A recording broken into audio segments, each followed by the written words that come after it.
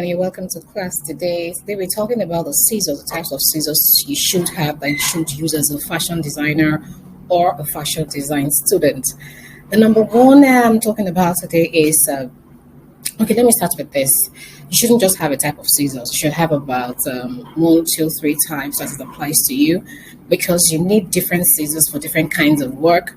And by the time you start sewing, you shouldn't be using just one scissors for everything. It's a basic tool, it's a basic necessity, it's something that you will use all the time. So you need to probably decide to invest in it. The number one you should have is called the dressmaker's scissors. As you can see in the picture, the dressmaker scissors is the one that you use to cut your clothes, you cut your fabrics whenever you're cutting.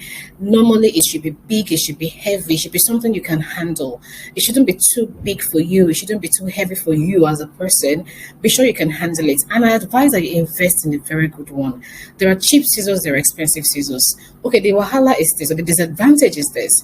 If you buy a cheap scissors, you might have to be buying it off and on and on. But if you buy an expensive one, I have an expensive one here, which I bought a long time ago. This is a very good dressmaker scissors. I bought it a long time ago, and I'm still using it. It's been over 80 years, and it's still functioning. And the cheaper ones I've bought, I can tell you, I've had reasons to buy them over and over. So this tells you that if you want to invest in one, invest now and know that you're saving yourself a lot of money and a lot of spending too, because you don't have to buy over and over again. Number one is dressmaker scissors. It's used to cut your fabrics only, and if you're going to be cutting some other fabrics like lace, beaded lace, those things tend to affect the teeth of your scissors. You might just need something else, which I will discuss later on in this class. The next one is what we call a small sharp scissors. What you use this for is to snip off threads, cut embroideries, do some small cuts. Maybe you're cutting appliques, you're cutting patterns of your clothes. You need a very small and a very sharp scissors. It can go through the edges, through the trims, no matter how tiny it is or they are, and you can use it to cut protocol well. So number one, don't forget dressmaker scissors. Number two is a very small sharp scissors, giving us two types that you should have.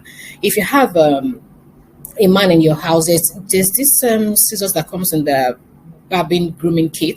Is also good. You can use this for this purpose, to be cutting off small things. It should be sharp, so when you're cutting trimmings or you're trying to trace patterns out, it's very easy for you to handle, not as heavy as dressmaker scissors. Number three is paper scissors. If you are in the fashion industry, you should know this. The rule is never use your fabric scissors to cut paper. It makes it blunt on time. Do not even try. Don't go near it. Never ever use it. People, it's like a crime when you use your fabric scissors to cut paper. Your paper scissors should be a scissors designated for paper. Paper is easy to cut. Even some blunt scissors, the old ones that you have been using before, you can use them as paper only. And if anyone comes into your store, or if anyone happens to come into where you work, let them know they should never use your regular scissors to cut paper for any reason. You can buy any type of scissors for this, to cut your patterns, to cut your paper stay, to cut anything that looks like paper. You're cutting trimmings with paper, you're cutting patterns with paper. Use the scissors for that type. That's number three. Number four is embroidery scissors. It's very small. It also can be used as the number two scissors, the small sharp scissors. It's for cutting out trimmings and appliques. When you're working with laces and you want to trim out the appliques, you need a very small scissors that can do that work for you carefully, so you don't cut out of shape or out of line. That's the purpose of these scissors. Very small and sharp. You can see any in the market, but ensure the tips are very sharp to give you the exact result that you need to have. The number five scissors you should have is called pinking shears. In a local language, I call it zigzag scissors. The edges have zigzags. It's used to cut trimmings, to cut what we call gele, headgear here in Africa. It's called our gele, to give it to finish off the raw edges, so we don't have to tape it. Just give this zigzag finish. Sometimes you can use it to make designs.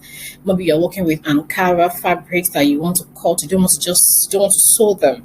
You want to just have that raw edge finish on some works like that. This is very useful for it. You want to cut when you don't have time to finish up what we call the inseam.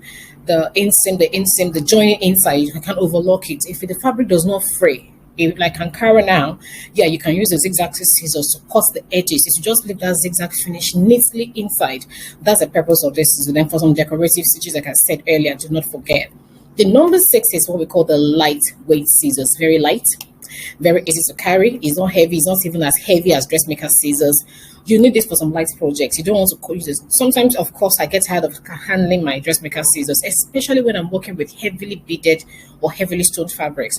They're quite heavy and difficult to go through. So this lightweight type will help you cut through all these ones very fast and easily. And of course, it's cheap, so you can always be replacing them. Like my room, when I'm cutting laces, I use this my plastic scissors to cut them because I don't want to spoil my very expensive dressmaker scissors and allow the teeth go blunt.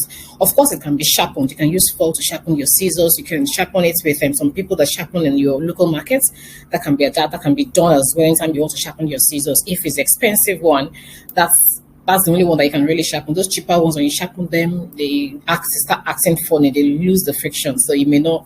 That's why it's not really that expensive, though. So you can always buy and replace them when they go blunt.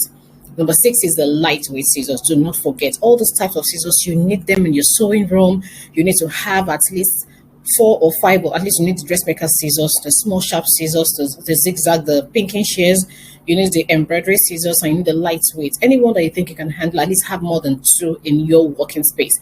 And always designate a scissors to cut your papers anytime you're working. Out of all I've mentioned, which one is your favorite? My favorite is everything, because I like it all. I want to have everything around me. I want to be able to work whenever I want to work. So I wish you a very so beautiful time. Till I see you another time. Be good and keep being productive.